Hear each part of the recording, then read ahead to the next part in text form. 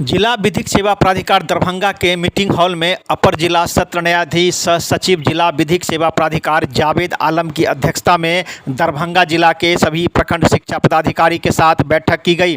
इस बैठक में उन्होंने कहा कि आप प्रखंड स्तर पर बड़े पदाधिकारी हैं और उस प्रखंड के प्राथमिक विद्यालय, मध्य विद्यालय, उनमें बच्चों की शिक्षा की जिम्मेवारी आपकी ही है। उन्होंने कहा कि यह एक्ट लागू होने के बाद 6 वर्ष से 14 वर्ष के बच्चों को फ्री एवं अनिवार्य शिक्षा देने की जिम्मेवारी राज्यों की है। आप जिला स्तर पर राज्य हैं, यह जिम्मेवारी आपके अंतर्गत है। उन्होंने कहा कि कोई भी काम सेंस ऑफ ड्यूटी एवं सेंस ऑफ पर्पस से करेंगे तो बोझिल नहीं लगेगा। आपको बता दें कि इस बैठक में विधिक साक्षरता देना था, जिस विषय पर विशेष रूप से आरटीआई एक्ट 2009 पर चर्चा हुई। वहीं इन्होंने कहा कि प्राइवेट स्कूल में 25% जो गरीब बच्चे हैं उनका नामांकन होता है कि नहीं, इस पर भी आपको ध्यान देने की आवश्यकता है। इस बैठक में इन्होंने कई बातों पर चर्चा की। इन्होंने क्या कहा वो आप सुने। दरभंगा दर्शन न्यूज़ से मनोज झा।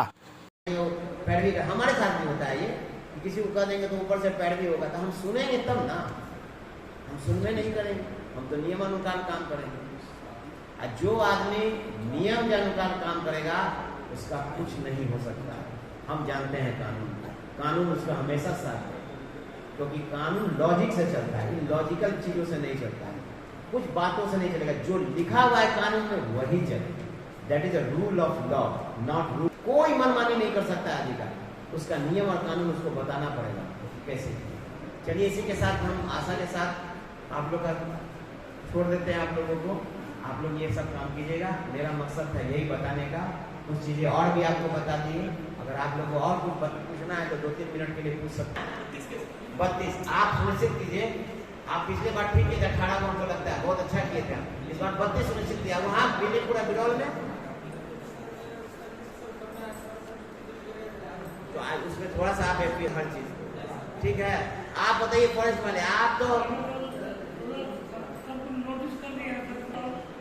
अच्छा आपके फॉरेस्ट ऑफिसर। आज 2 तरह की मीटिंग बुलाई गई थी। पहली मीटिंग हम सब प्रखंड के शिक्षा पदाधिकारी को बुलाए थे। ये विधिक जागरूकता कार्यक्रम था।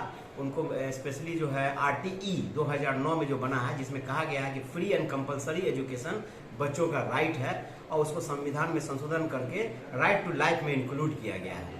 कहने का मतलब ये हुआ कि अब वो एक समान राइट नहीं है, बल्कि वो एक कॉन्स्टिट्यूशनल राइट है।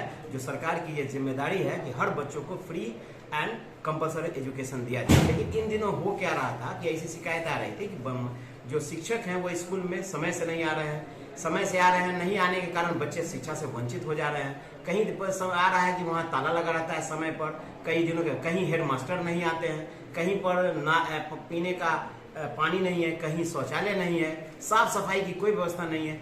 ये सारे चीजें जो समग्र रूप में देखिएगा तो इस समग्र रूप में एक ही अर्थ होगा कि बच्चे जो हैं वो शिक्षा से वंचित हो रहे हैं, जो उनका अधिकार और कॉन्स्टिट्यूशनल राइट है।